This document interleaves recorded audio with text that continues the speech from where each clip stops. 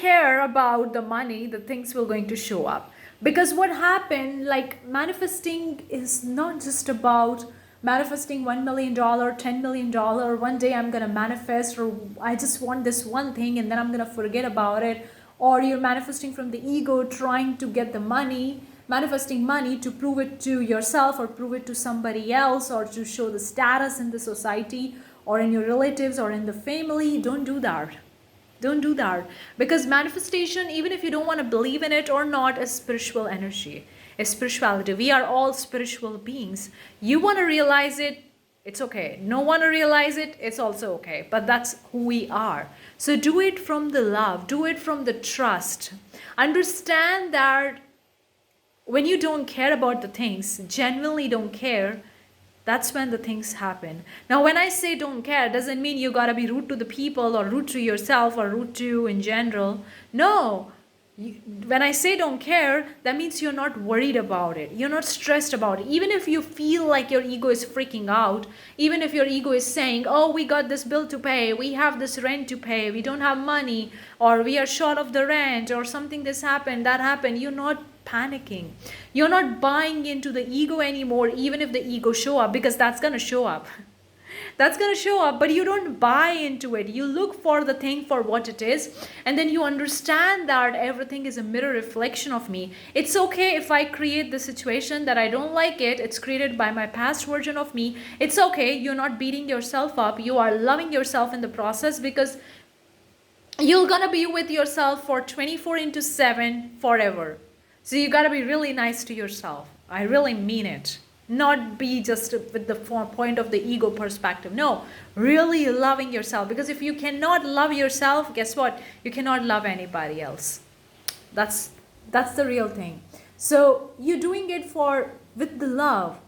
You're not beating yourself up. Oh, how can I create a mess? How can I create the worst situation that I don't like in? It's okay, you created it, it's okay. But now you know that if you can create the worst situation, you can create amazing situation as well. You can create amazing life experiences as well. You can literally create anything that you want. So when you don't care, you're like, you know what?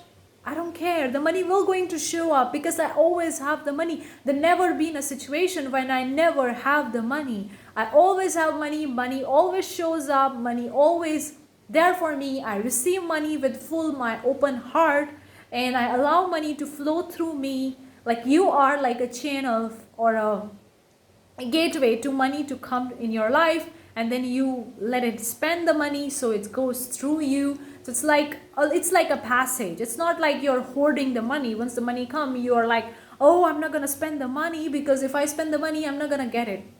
That's not flow. That's like hoarding it. You're like storing it.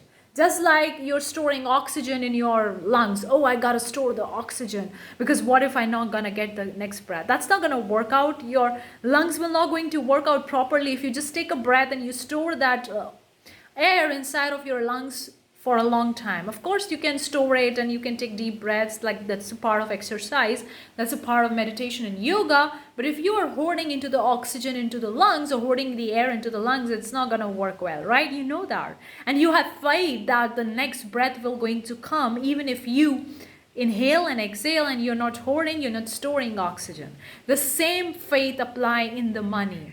You're allowing money to flow through you. Money comes to you, you spend the money. Money comes to you, you spend the money. You're not hoarding. You're not storing from the state of the lack that I gotta hoard, I gotta store because what if I don't have? Save it for rainy days. This is one of the crazy thing that I had a struggle a lot, because when you come from a family where parents store money, where parents actually save money a lot, they don't spend because they want to save it for rainy days. You're coming from that mentality, and then you had the rainy days, and then you use that money for the rainy days, and then there is a physical evidence for you that, you know what, I saved the money for the rainy days, and rainy days come and I use the money. So it's like you're manifesting your own rainy days by saying that I'm saving money for the rainy days. You see it? You see how I mean? How I'm saying this thing. It's based on my personal experience. My parents have the habit of saving the money. And I'm not saying saving money is a bad habit, but the intention of saving money is more important than the saving the money in itself.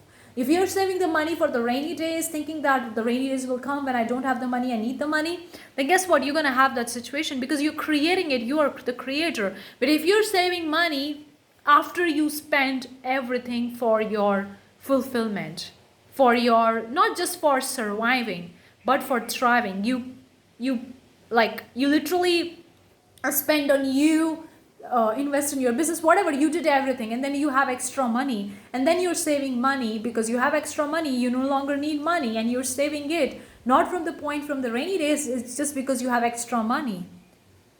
It's nice to have an extra money, right? And you just save it. The intention is different. So what you do doesn't matter, but the intention behind it is really important. So when you don't care, you're like, you know what, I don't care, I always have money, never been a situation like it's based on my own personal experience. I can tell you that for a very long time I was with my parents, living with my parents' place. So definitely when you're living with your parents' place, you're not going to pay for the rent, you're not going to pay for the food that much, okay, because they buy the food for them and they buy the food for you as well. So you're only going to pay for your personal expenses, if that makes sense, right? So you don't have other expenses. But when I started traveling and I started supporting myself completely out of my parents' place, traveling, moving to another countries, then you have the flight cost, a visa cost, and then you have the rent cost because you're living by yourself, then you have the food cost, like literally everything you pay by for yourself. It's totally different world, like moving from my parents' place to started traveling, and then completely traveling for a long term. It's like totally two different worlds. Usually people move from their parents' place to, if they get married, then they move to their spouse place, or they move to their friend's place with like a roommate or friend mate, whatever, or they just move to some another place because they have a job there, or they go for education, or whatever the purpose is. But usually people don't move from their parents' place to some other country place for traveling. And I did that. So in the beginning, it was like totally different circumstances because my programming was that I've been at my parents' place. So they were like providing me financially when I was there, even though I was making money. But when I started traveling, I got to pay for my everything, literally everything. And then I experienced all the different ins and outs of how I feel, my emotions, my thoughts, my programming, my patterns, and I see them. And in the beginning, I didn't understand it because I wasn't into the manifestation that much back in the 2023 when I started traveling.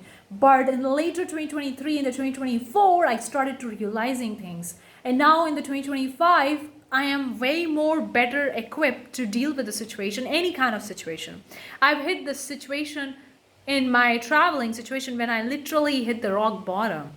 When things didn't work out, the business was not working, and I had no idea how I'm gonna do things or how I'm gonna work out the things, and things work out. Because I had the situation where I was having so much fear of the money, and then I hit the rock bottom. And I'm not saying that everybody needs to hit the rock bottom to realize the situation. You can realize it right now without even hitting the rock bottom. But I'm just sharing my experience. I hit the rock bottom and then I realized that, you know what? I don't care about the money at all. I don't care even if I don't have the money to pay for my rent. I don't care even if I don't have the money for paying for buying my food or whatever. I don't care. I can go for camping in the mountains. Seriously, I can go for the camping in the mountains, and I can take the fruits from the trees and the mountains, and I can eat that and I can live there. Like, I was like so much open. Even I wasn't prepared to do that for long term, but my mind was like, you know what, I don't care about money anymore. Because it's my birthright.